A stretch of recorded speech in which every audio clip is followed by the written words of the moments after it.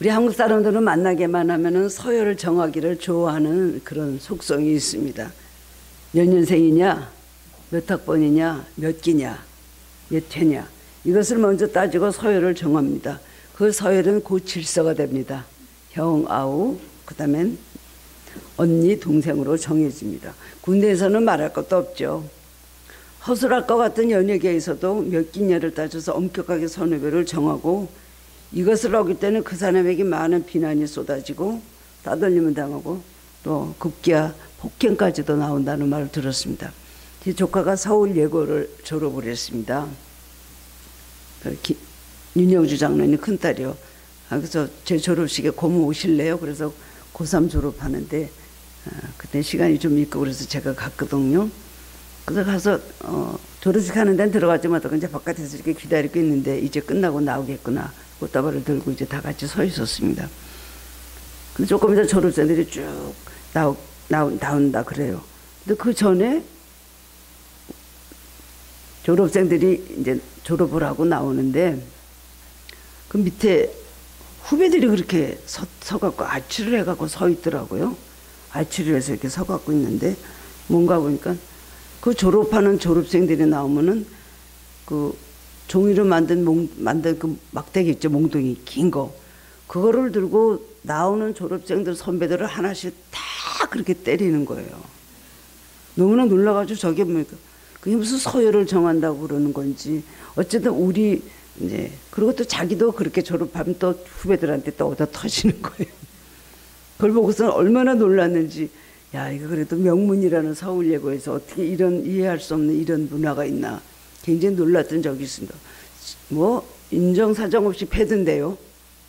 막 피하느라고 막 정신없이 얼마나 그 학교에서 그래도 조금이라도 제재를 가할 것 같은데 전혀 그러지 않고 아름답고 재미난 풍습으로 아마 이어졌던 것 같습니다.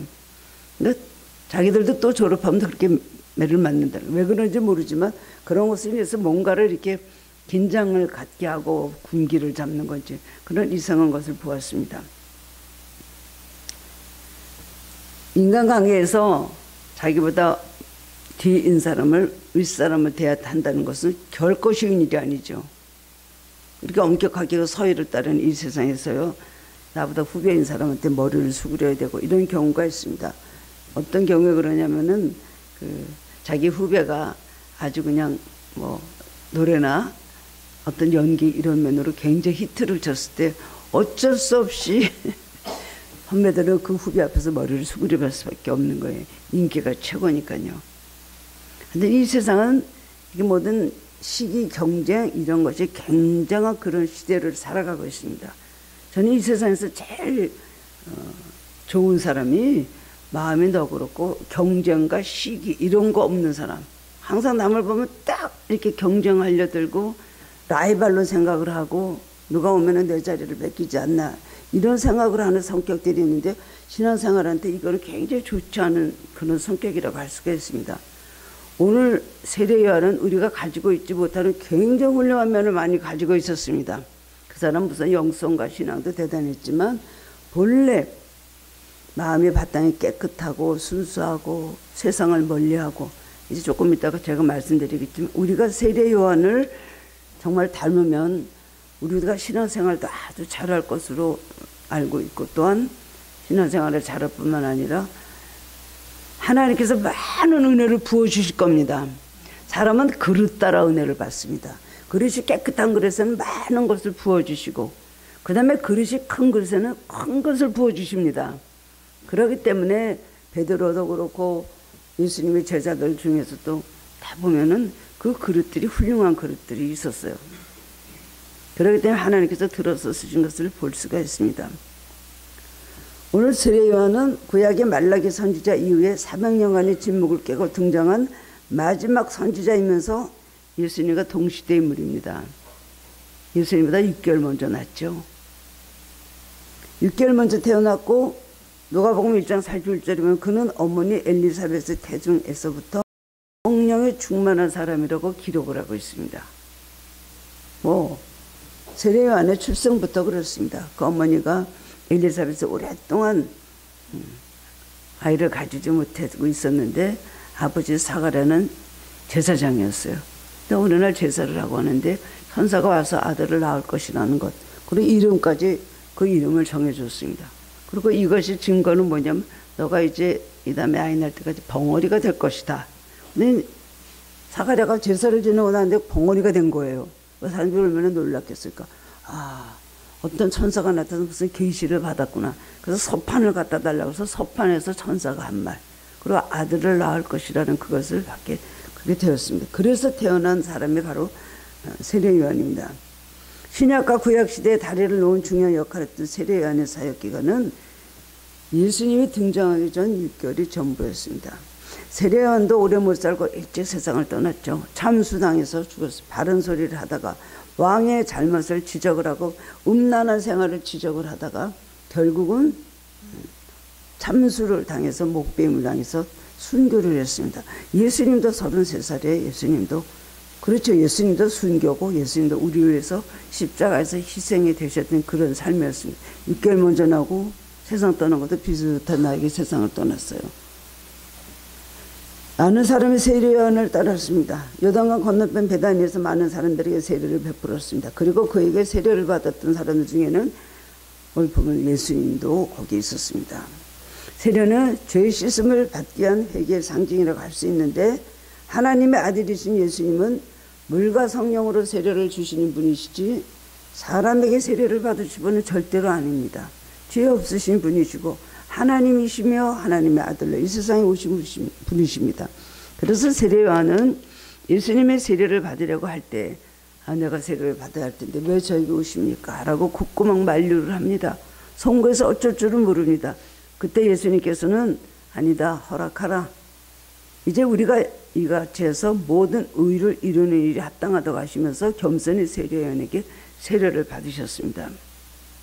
세례요한은 이렇게 말했습니다. 본문 11절에서 나는 너희로 회개하기 위하여 물로 세례를 베풀거니와 내 앞에 오시는 이는 나보다 능력이 많으시니 나는 그의 신을 들기도 감당하지 못하겠노라.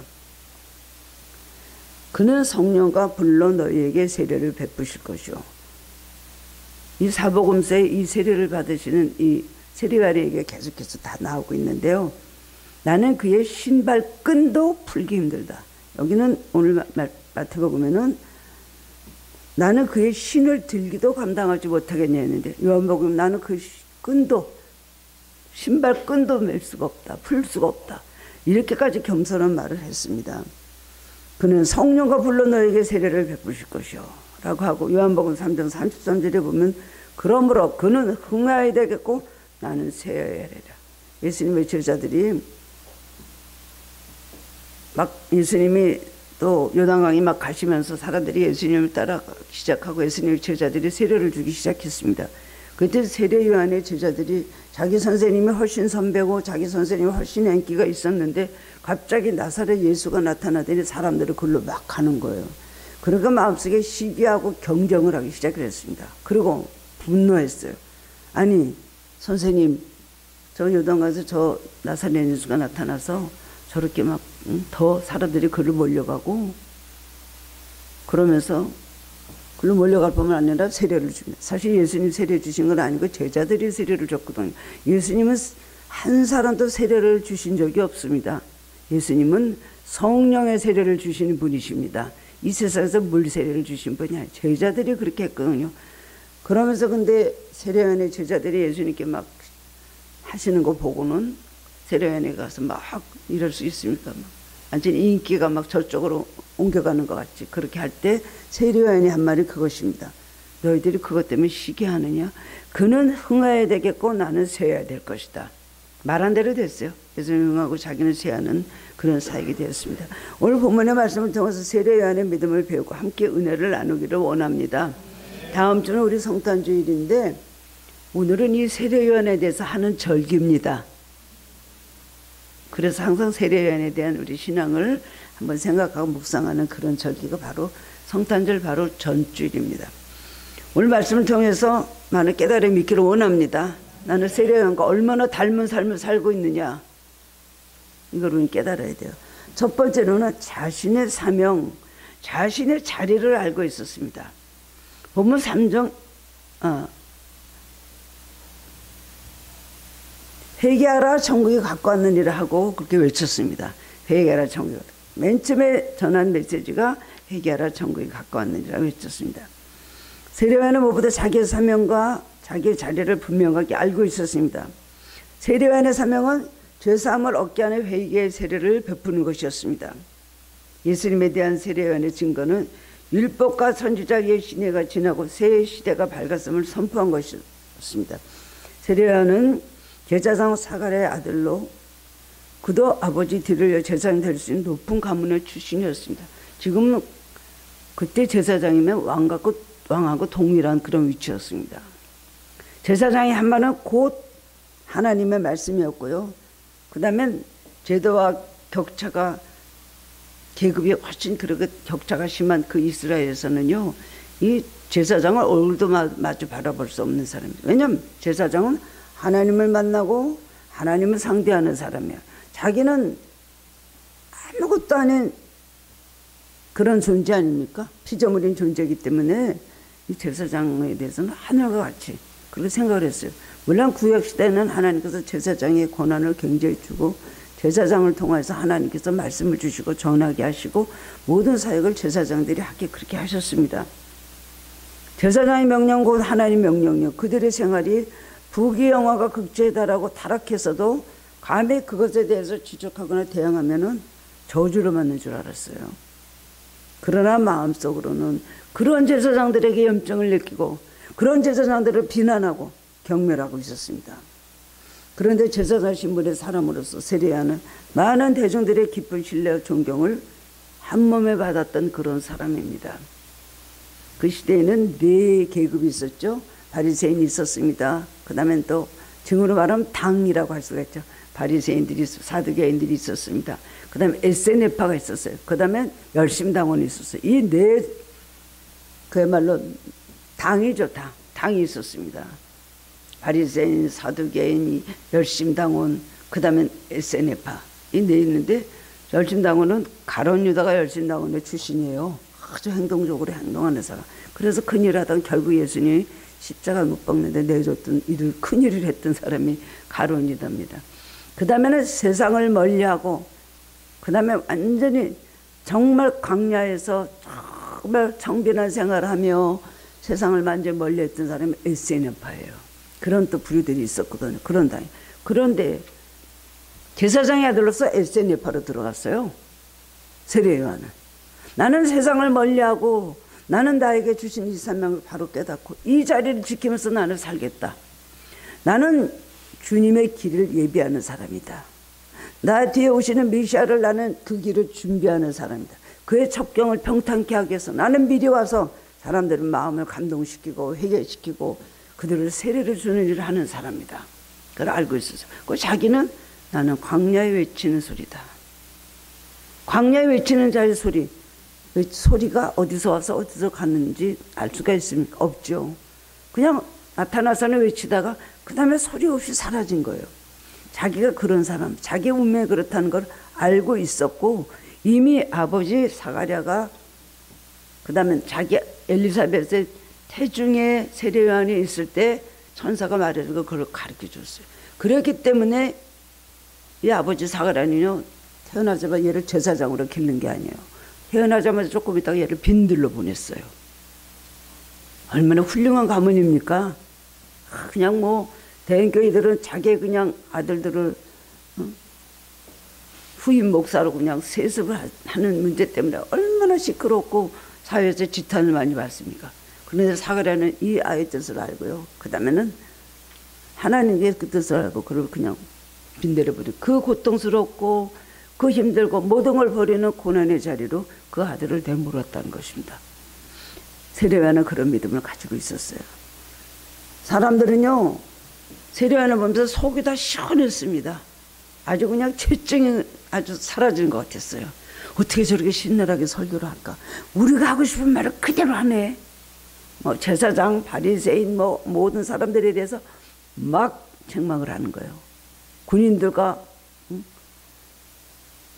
나라 일을 하는 사람들, 세리들에 대해서 막 책망을 하니까 속이 다 시원하죠. 그리고 그 생활을 보면요 너무나 존경스러운 거예요. 다른 제사장들과 완전 정반대의 삶을 살았기 때문입니다. 그의 의복입니다. 첫 번째로는 세월한 어렸을 때부터 광야에서 자랐어요. 다른 제사장들의 왕궁에 살면서 거룩하게 보이는 비싼 긴 화려한 옷을 입고 다녔지만은 그는 광야에서 지내면서 약대 털옷을 입고 허리에 가죽띠를 띄었습니다. 약대 털옷은 뭐예요? 약대 같은 존재라는 거죠. 동물 같은 존재라는 것은 약대 털옷, 그런 야인과 같은 그런 옷을 입고요. 그 다음에 허리에 가죽띠를 띄었습니다. 그리고 제사장의 옷을 혐오하던 사람들이 약대 털옷을 입고 다니는 세례요한을 볼 때 얼마나 존경심을 가지고 있었겠습니까? 정말 훌륭한 하나님의 사람입니다. 두 번째는 그가 먹는 음식이었습니다. 백사들은 가난해서 매일 의식주를 걱정하면서 굶주리고 있었어요. 그런데 제사장들은 기름진 고기를 먹고 좋은 음식을 배불리 먹었습니다. 반면에 세례요한은 뭘 먹었다고요? 오늘 보면 메뚜기와 석청, 약대 털옷을 입고요. 허리 가죽띠 하나 띄고요. 메뚜기, 그냥 날아다니는 메뚜기. 그것도 아마 하나님께서 감동 주셨던 것 같아요. 프로틴을 먹어라. 석청도 또 지방이고 굉장히 몸에 좋잖아요. 두 개를 먹고서 그렇게 살았다는 거예요. 보통 평민보다 더 허술하고 보잘것없는 음식을 먹고 그런 생각을 했다는 겁니다. 세례받으러 나오는 바리새인과 사두개인들에게 너희는 아브라함의 자손이 아니고 독사의 자식들이라고 책망을 하며, 누가복음 3장 9절에 이미 도끼가 나무뿌리에 놓였으니 좋은 열매 맺지 아니하는 나무마다 찍혀서 불에 던지우리라고 설교를 했습니다. 그리고 권세가 있는 세리와 군인들에게도 사람에게서 물질을 강탈하지 마. 그리고 거짓으로 고발하지 말고 받는 음료를 족간 줄 알고 살아라. 신랄하게 담대하게 설교를 외쳤습니다. 많은 사람들이 그를 따라다니면서 소망이 없던 영혼에 소망이 생기고 위로를 받고, 그리고 그의 말 한마디는 그야말로 메마른 광야를 적시는 이슬비야 소낙비 같은 그런 존재가 된 것입니다. 나도 너도 줄 서서 세례를 받는데, 세례 받는 것도 또 희한하잖아요. 강물 속에 쭉 머리까지 집어넣다가 침례죠, 침례 꺼내는데요. 그것도 굉장히 신기하고 멋있는 거예요. 어떻게 저렇게 할 수 있는가. 사실은 오늘 우리가 세례식을 하는데 얘는 물속에 들어갔다 나와야 됩니다. 물에 들어갔다 나오는 건 뭐예요? 나의 모든 옛날에 나는 죽었다는 거예요. 머리까지 담고다는 거, 발까지 다 전체를 당긴다는 거. 나는 예수님의 보혈의 은혜로 옛날에 나는 머리부터 생각부터 발가락까지 다 나는 버립니다. 장사되었습니다. 죽었습니다 하는 거예요. 주님의 은혜 속에 죽어야 되는 거예요. 그게 세례의 참 뜻이 있는 겁니다. 입만, 그 다음엔 발만, 머리만, 어느 한 가지만 옛날 사람이 죽는 거 아니에요. 모든 것이 다 죽으려. 그게 세례의 의미가 있는데 그렇게 할 수가 없잖아요. 그렇기 때문에 오늘은 이제 우리가 이렇게 좀 간략하게 이렇게 하지만은 본래 세례는 그런 의미가 있습니다. 예수님은 남들이 알아주지도 않는 나사렛이라는 시골의 초라한 목수에 불과했습니다. 그런데도 세례요한은 예수님 나타나갖고 자기 제자들이 그걸로 다 하고 하는데도 불구하고 그는 흥하야 되고 나는 쇠해야 되리라. 누구인지 알았기 때문에 그렇습니다.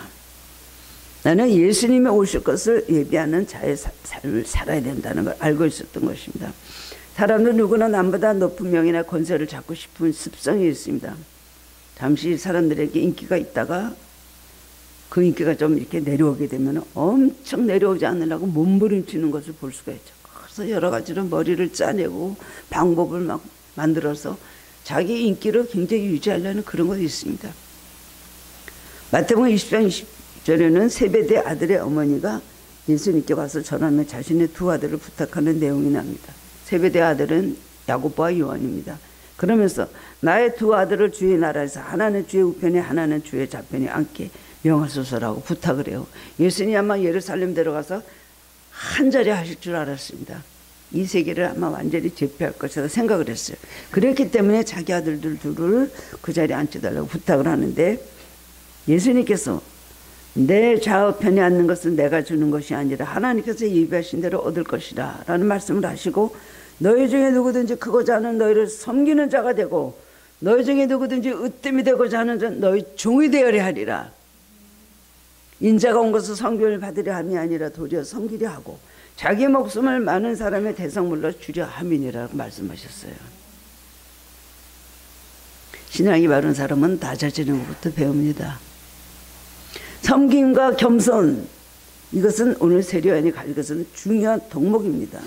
자기가 누구인지 아는 사람은 겸손하고 섬길 줄 압니다. 인간은 남보다 조금 높은 위치에 놓이게 되면 금방 교만하셔서 상대방을 업신여기기가 쉽습니다. 오늘의 이 축복이 어디서 왔는지, 오늘의 내가 이렇게 된 것은 누구의 은혜인지, 기적 중에 기적이 내가 예수를 믿고 하나님의 자녀가 된 것이 기적이에요. 지는 나를 생각을 못해요. 개구리가 올챙이처럼 생각을 못했기 때문에 그렇습니다.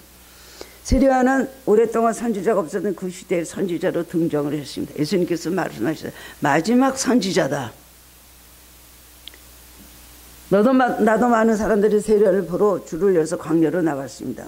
설교만 들어도 마음이 시원하고 얼마나 그냥 뭐가 뻥 뚫린 것 같았어요. 그러나 그는 자기 욕심에 절대로 연연하지 않고 기꺼이 자기가 앉을 낮은 자리에 그는 머물렀던 것입니다. 우리는 입술로는 주님을 가장 귀한 곳에, 높은 곳에 모십니다. 나보다 주님을 더 높임을 받기를 원합니다. 주님 홀로 영광 받으소서. 우리 기도도 그렇게 하고 찬양 그렇게 부르면서 막상 우리 삶 속에서요, 내가 흥해지기 원하고 내가 높아지기 원하고 내가 남들에게 인정받고 대우받기 바라지. 정말 하나님 영광을 위해서 내가 낮은 자리로 가야 될 때 내가 그 자리를 선택할 사람이 몇 명이나 되겠습니까? 발끈발끈합니다. 우리가 하나님의 영광을 위해서, 하나님 나라를 위해서 얼마나 우리가 내 자신을 죽이고 내가 하나님을 위해서 일하고 있습니까? 내 자녀들을 최고로 만들기 위해서는 아까운 것 없습니다. 주님을 위해서 내가 좀 희생을 해야 될 때 불평하고 원망합니다.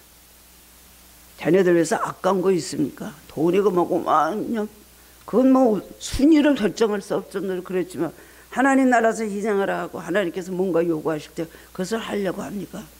투덜대고 손해 많이 난다고 하고 얼마나 많이 원망을 하는지를 모릅니다. 우리가 오늘 세례요한과 같이 예수님이 구세주이신 믿는 믿음이 있다면 주님을 섬기고 주님을 높이는 일이 그렇게 부담스럽지 않을 것입니다. 내가 좀 작아지고 낮아지고 손해가 있어도 주님이 높아질 수 있다면 기쁨으로 그쪽을 기꺼이 선택해야 되는 것입니다. 저 친정어머니 항상 나에게 말씀했어요. 얘 나는 너무 감사해. 내가 일을 다 꾸며놓으면 꼭 칭찬을 다른 사람이 받는다. 교회에서도 다 상을 그 사람들이 받아. 나는 뒤에서 많은 일을 사실 그랬지만 허허허 나는 너무 그럴 때 감사해. 그래 내가 하늘의 상급이 커지지 않겠어? 땅에서 내가 한 대로 다 받고 높임 받고 뭐 받고 알아주면 그럼 무슨 소용이겠어? 그런데 하나님께서 꼭 그렇게 하시더라. 그런데 나는 섭섭한 마음이 없어. 그런 얘기를 얼마나 많이 하셨는지 몰라요. 내 이름, 내 자리, 내 욕심 때문에 예수님 얼굴을 깎이고 낮아지게 해서는 안 되는 것입니다. 세례요한은 말하면 나는 그리스도가 아니야. 나는 메시아가 아니야. 나보다 능력이 많으시니까 오시는데 나는 그의 신발끈도 풀기 어려울 정도야. 얼마든지 최고의 명예를 누릴 수 있었지만 자신의 위치를 알고 주님이 나타나셨을 때에는 그 자리를 즉시 내어드렸어요. 그 주님을 더 그때부터 예수님을 섬기면서 예수님을 사람들 앞에서 막 증거했던 사람이 바로 세례요한이었습니다. 두 번째로는 그는 정결한 영혼을 가지고 있었습니다. 이거 아주 중요합니다. 순수하고 정결한 영혼을 가졌습니다. 예수님의 메시아인 것을 즉시 알아본 것은 그가 성령으로 충만해서 영적인 눈을 가지고 있었기 때문이에요. 예수님의 자기에게 세례를 받으러 오실 때 그는 한눈에 예수님을 알아보았습니다. 요한복음 1장 29절에 요한이 예수께서 자기에게 나오심을 보고 가로되 보라 세상 죄를 지고 가는 하나님의 어린 양이로다라고 고백했고요. 또 1장 32절에 보면 예수님의 세례를 받고 물에서 올라오실 때 성령이 비둘기 같이 하늘로서 내려와서 그의 위에 머무는 모습을 그는 영으로 볼 수가 있었습니다. 그래서 예수님께서 위로부터 오셨다는 사실을 제자들에게 증언을 하고 있습니다. 요한복음 1장 33절 34절에 보면 나도 그를 알지 못하였으나 나를 보내어 물로 세례를 베풀라 하신 그 이가 나에게 말씀하시되 성령이 내려서 누구에게든지 머무는 것을 보거든 그가 곧 성령으로 세례를 베푸신 이인 줄 알라 하셨기에 내가 보고 그가 하나님의 아들이심을 증언하였다 그랬어요. 영혼이 너무 밝으니까 예수님께서 오신 아무도 예수님을 몰라봤습니다. 제자들도 예수님 몰라봤잖아요. 그랬는데 세례요한은 한눈에 메시아인 걸 알아봤어요. 그리고 미리 성령이 말씀하시죠. 네가 보다가 누구에게 성령이 임하여서 그 위에 머무는 것을 보거든 그 성령으로 베푸시는 메시아인 줄 알라 그랬는데 눈이 열려서 그걸 본 거예요. 예수님 세례받으시 하늘에서 비둘기같이 성령이 내려오시고 그 다음에 하나님의 음성이 들리잖아요. 이는 내 사랑하는 아들이요 내 기뻐하는 자라 그러셨어요. 그거 들은 사람 예수님과 세례요한밖에 없어요. 얼마나 축복을 받은 사람입니까? 그런데요 이 사람은 아주 순수하고 정결한 영혼을 가지고 있었던 생활이 그랬잖아요. 어렸을 때부터 하나님만 바라보고 부모로부터 그렇게 교육을 받아서 너는 예수님 메시아를 예비하는 길을 살아라. 그리고 그렇게 초라하고 허름하고 모든 세상의 걸 다 버린 그런 생활을 하면서 그리고 메시아 오시기만을 기다리고 있으니까 예수님 오실 때 한눈에 그걸 알아보고 그 다음에 자기 사명을 감당하게 됐다는 것입니다. 외치는 강야에서 외치는 자의 소리로 정말 사라집니다. 어느새 나타난지 어느새 사라진지 존재도 없이 그렇게 살지만 세례요한의 한 사역은 굉장한 사역이라고 할 수가 있습니다.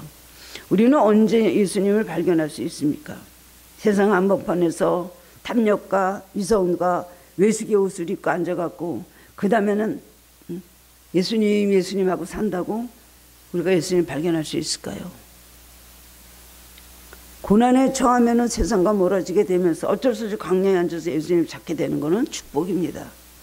그런데 그러고 나서 다시 또 그 광야로 떠나게 되면 또 예전의 모습으로 다시 돌아가는 거예요. 제일 중요한 것은 제일 중요한 것은 우리 심령입니다. 성령 충만 받으라. 우리 많이 성령 충만 받으라. 주님의 말씀을 우리가 항상 말하는데 성령 충만은 어디 받아야 돼요? 입에요? 눈에? 귀에요? 내보낸 행동이에요? 아니에요. 성령 충만은 내 속에 내 영과 우리 마음에 받아야 되는 거예요. 그것이 바로 거듭나는 것이고 성령화되는 것입니다. 정령적인 것, 죄를 회개하고 인간적인 것 다 버리고 깨끗이 비운 마음에 성령으로 충만하게 채워야 됩니다. 그러면 예수님이 보이기 시작을 합니다. 창세기에 나오는 요셉도 그랬고 다니엘도 그랬습니다. 그 사람은 영혼이 아주 맑았잖아요. 생활이 아주 경건했습니다. 우리가 신앙생활하는데 무엇을 붙잡으려고 합니까? 본질적인 아닌 것에 더 집착하고 마음을 향하고 있지 않은지 살펴봐야 되는 것입니다. 모든 것을 내놓고 마음을 비워야 돼요. 나를 죽여야 돼요. 내 생각이 옳다는 것 자체도 다 버려야 돼요. 이럴 때 하나님께서 큰 은혜를 부어주시고 그런 사람에게 더 충만한 은혜로 채워주십니다. 세례요한은 이스라엘이 그렇게도 간절하게 대망하면서 살아왔던 예수님을 만나고 증거하는 삼형제의 삶을 살았습니다. 그렇게 오랫동안 메시아를 기다렸어요. 너무 이스라엘은 고통스럽고 환난의 역사가 계속되었기 때문에 말씀하신 메시아를 보내달라고 얼마나 많이 기다렸는지 모르겠어요. 그런데 막상 예수님 오셨는데 왕부터 바리새인, 서기관, 종교 지도자들, 제사장들까지 하나도 예수님 알아보지 못했어요. 그 사람들이 말씀을 몰라요? 그 사람이 기도를 안 했어요? 그 사람들이 뭐 신앙생활 안 했습니까? 소용없는 거예요. 알질 못하는 거예요. 신앙은 영으로 알아보는 것입니다. 진정한 성령의 음성을 듣는 것이 우리가 성령 충만한 사람이라고 할 수가 있습니다. 그래서 요한복음 1장 9절 11절 보면 참빛 곧 세상에 와서 각 사람에게 비추는 빛이 있었나니 그가 세상에 계셨으며 세상은 그런 말미암아 지은 바 되었을 때 세상이 그를 알지 못하고 자기 땅에 오셨는데 자기 백성이 영접지 않았대. 영접지 않은 정도예요. 결국 예수님 3일 만에 십자가에 못 박아서 죽이는 일을 하였습니다. 우리가 보고 만나야 할 분은 바로 예수님이십니다. 세례요한은 바로 그 예수님을 만났습니다. 그리고 그 예수님께 자신의 모든 것을 내어놓았습니다. 자신의 제자들이 예수님께 가는 것을 기뻐하고 했던 요한과 빌립, 예수님 제자가 된 거예요. 그래도 뭐라고 합니까? 서열이고 뭐고 없는 사람이에요. 무조건 예수님 위해서는 모든 걸 다 버리고 예수님이 행하실 일, 그의 길로 어떻게든 한 영혼이라도 회개시키고 바른 말을 전해서 사람들에게 어떻게 감동을 시키려고 그 준비를 했던 사람이 바로 세례 요한이었던 것입니다. 예수님 만나면 자신의 모든 것을 죽일 수도 있고 버릴 수도 있고 드릴 수도 있고, 또 주님이 높아진 일이라면 자신은 높아져도 상관이 없는 거예요. 이것이 세례 요한이 우리에게 보내준 귀한 믿음입니다. 오늘 우리 삶 속에서도 예수님이 순간순간 나타나십니다. 우리가 실패했던 게네사렛 호숫가에 예수님이 나타나셔서 실패 현장에 찾아오셔서 우리에게 소망을 주시고 기적을 보여주세요. 두 번째로는 피와 땀을 흘리며 통곡하며 기도하는 겟세마네 동산에서 나타나십니다. 우리도 겟세마네 동산과 같이 나를 죽이고 아버지의 뜻을 이루어달라고 눈물을 흘리며 피와 땀을 흘리고 예수님과 같이 기도하는 그곳에는 예수님 나타나십니다. 인생의 무거운 십자가를 지고 올라가는 골고다 언덕에서 주님은 나타나십니다. 세상을 살면서 우리는 많이 주님화돼야 돼요. 성령화돼야 돼요. 마태복음에 8복음 8가지 산상수훈의 복음을 말씀해 주시죠. 8복. 어떤 사람의 복이냐? 집량이 가난한 자, 애통한 자, 그 다음에 의지리가 목마른 자, 온유한 자, 6가지가 다 오네요. 핍박을 받은 자까지 나와요.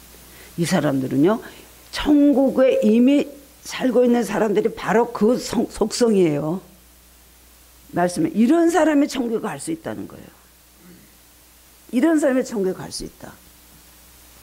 미리 세상에 살면 천국 사람으로 만들어져 있어야 됩니다. 온전하지 못해도 우리의 모든 사람이 모든 성품과 이 모든 자세를 다 버리고 세례요한같이 세상을 멀리하고 정말 주님만 바라보고 주님의 뜻을 이루기 위해서 자연 산명을 바로하고 겸손과 섬김으로 주님을 따르는 사람만을 주님께서 사랑하시고 인정하시다는 겁니다. 세 번째는 세례요한의 믿음을 본받아야 됩니다. 분명한 믿음을 가지고 있었어요. 요한복음 3장 36절 보면 아들을 믿는 자에게는 영생이 있고 아들에게 순종하지 아니하는 자는 영생을 보지 못하고 도리어 하나님의 진노가 그 위에 머물러 있느니라 말했잖아요. 아들에게 순종치 아니하는 자. 어떤 자요? 영생은 순종하는 사람에게 있다.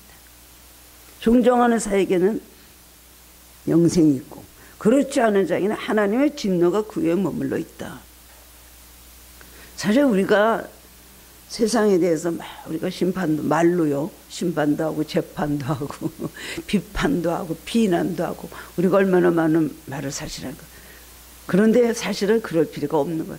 심판자가 하늘에 계시기 때문이에요. 사실 우리가 그럴 필요가 없거든요. 누가 옳으니 그러니 틀렸니 아니. 우리들 많이 그렇게 하는데 사실은 그럴 필요가 없는 거예요. 세례요한은 자기 할 일만 했어요. 그러고 갔는데 성경은 얼마나 세례요한에 대해서 여자가 난 자 중에 이보다 더 큰 자가 없다고 예수님 칭찬하셨어요. 그런 사람이 됐다는 것입니다. 예수를 믿는 믿음의 결과는 영생의 축복, 불신은 하나님의 진노로 결론을 맺게 되는 것입니다. 예수님에 대한 바른 믿음, 영생의 믿음을 가졌습니다. 많은 사람들이 예수님 하면 병을 낫게 해주시고 떡을 만들어 주시는 분, 그때 그렇게 다 알고 있었습니다. 우리가 반드시 알아야 될 가장 중요한 사실은 예수님이 우리의 구세주가 되신다는 거예요. 우리가 여러 가지 일로도 기도를 시키기 때문에 기도를 많이 합니다만 가장 중요한 것은 그 예수님의 손만 바라봐서 되겠습니까? 예수님 말씀하시는 거, 예수님 마음을 우리가 알고 그 마음의 말씀대로 우리가 사는 것이 중요하다는 거죠. 근데 우리는 주로 그 말씀대로 살 생각 안 하고 그 말씀에 별 관심이 없어요. 고치라면 안 고쳐요. 순종하려면 못해요. 단지 예수님 손만 봐요. 나에게 무엇을 줄 것인가? 이 문제가 해결될 것인가? 해결되지 않을 것인가?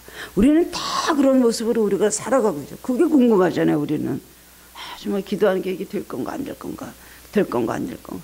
제일 중요한 것은 예수님을 우리가 마음속에 모시고 예수님 나에게 진정한 구세주의 매일매일 은혜를 감사하고 우리가 회개를 한다면 우리 문제들은 주님께서 오셔서 우리 예수님의 손으로 다 해결해 주실 것입니다. 우리가 이 땅에서 원하는 것이 주어지지 않고 삶에 윤택하지 않고 형통하지 않고 사람들이 나를 알아주지 않고 고난의 뿌리가 뽑히지 않는다 할지라도 나를 구원하시고 나를 영원한 천국으로 인도하신 그 주님 한 분으로 기뻐하고 감사할 수 있다면 주님께서 인정하시고 우리를 축복하시고 그리고 또한 칭찬으로 여러 가지 좋은 선물을 주실 것입니다. 이 세상에서 가장 큰 기적이 뭐예요? 나 같은 죄인 살리신 주님 은혜 놀라워. 우리는 옛날 일을 너무 잊어버려. 예수님께서 하나님께서 그러시 이스라엘 백성이 옛날 일을 잊어버리지 마. 어떤 때는 옛날 일을 잊어버려. 애굽에 살던 그 생활을 잊어버려. 다 잊어버려. 그 죄 속에서 살던 그 모든 생활을 그걸 다 뽑아버리고 아주 뿌리채는 뽑아버리고 새로워져야 된다 하시면서 잊어버려. 그렇지만은 옛적 일을 잊지 마라. 내가 종되었던 애굽 생활할 때 어떻게 살았는가 알고 그 다음에는 오늘 우리가 이렇게 광야를 지나 가나안에 들어온 것이 누구의 은혜인가를 알으라는 거예요. 잊어버리지 마라. 그래서 자꾸 광야 생활 했던 거 잊지 마라. 어떻게 너를 도와주시고 하나님 백성을 만드셔서 오늘 이런 기적을 주셨는가. 그거에 대해서 옛적을 잊지 말라고 그랬어요. 우리는 옛적을 너무 잊어버리는 것이 문제입니다. 옛날에만 사로잡혀서 나는 죄인이었다 하고 비탄하고 사는 것도 잘못된 것이에요. 그렇지만 우리는 정말 내가 누군 줄 알고 세례요한과 같이 겸손과 섬김으로 나에게 준 사명을 감당해야 되는 것입니다. 은혜 속에 우리를 살아가는 건 하나님의 은혜죠. 사도 바울은 그렇게 훌륭한 종이 되었으면서도 뭐라 그랬어요? 나 된 것은 그리스도의 은혜라 그랬어요. 낮아지거나 높아지거나 많이 좌우하지 않는 삶. 진정 신앙생활은 사람에게 마음은 좌우되지 않습니다. 승리를 확신할 수 있기 때문에 늘 나와 함께 하신 주님으로 인해서 늘 감사하며 평안할 수 있는 것입니다. 세례요한의 삶은 오로지 예수 그리스도의 초점이 맞춰 있었습니다. 예수님에서 태어났고 예수님에서 살았고 예수님에서 죽었습니다. 주님의 길을 예비하는 것이 자신의 사명인 걸 알았고 그 사명을 위해서 자기 생명도 인기도 부귀영화도 모두 내어놨습니다. 천국과 주님을 전파하기 위해서 조금도 두려워하지 않고 담대함으로 외쳤다는 것입니다. 우리도 세례요한의 신앙을 닮아 주신 사명대로 살아가고 순종하는 하늘교회 성도님들 되시기를 주님의 이름으로 축원합니다. 사랑의 주님 은혜를 감사드립니다. 오늘 주님 세례요한 예수님보다 6개월 먼저 나고 예수님보다 먼저 세상을 떠났던 세례요한의 삶을 보면서 왜 성경에 세례요한을 주님께서 그렇게 칭찬하신 말씀이 기록되어 있을까요? 우리도 세례요한과 같은 삶을 살게 하여 주시기를 원합니다. 물론 그렇게 참수를 당하여 순교를 하지는 않겠지만은 우리는 정말 주님 안에서 살게 우리 생활이 우리 마음이 우리 삶의 목적이 우리의 사명이 주님을 위한 것이 되게 해주시기를 원합니다. 세상을 위해서 살고 나를 위해서 살지 않게 하여 주옵소서. 세례요한의 그 청빈함과 하나님 그 하나님 세상에서 모든 걸 버리는 그 깨끗함 정결함을 배우게 하여 주시옵시고 주님만을 위해서 하나님의 담대히 외치며 의를 위해서 살아가는 우리들 되게 해주시길 원합니다. 하나님 이 시대에는 이런 사람들이 매우 필요합니다. 무엇이 진리인지 무엇이 바른 것인지 무엇이 의인지 불의인지를 모르고 살아가는 우리 사람들입니다. 주님 깨달음을 허락하여 주옵소서. 어두운 것의 빛을 전할 수 있으며 잘못된 것을 잘못했다고 전할 수 있으며 많은 사람들을 옳은 대로 돌아오게 하는 오로지 주님의 하나님 나라를 확장시키는데 크게 쓰임받을 수 있도록 세례요한과 같은 믿음 허락하여 주옵소서. 이 대림절에 주님 오시는 이 대강절에 정말 마음속을 깨끗이 비우고 겸손하게 오신 베들레헴 마구간에 오시고 말교에 누우신 예수님을 우리들이 본받으며 그렇게 살아가게 주옵소서. 감사드렸고 예수님 이름으로 기도드리옵나이다. 아멘. 그래서 예수님의 제자 중에는 세례요한의 제자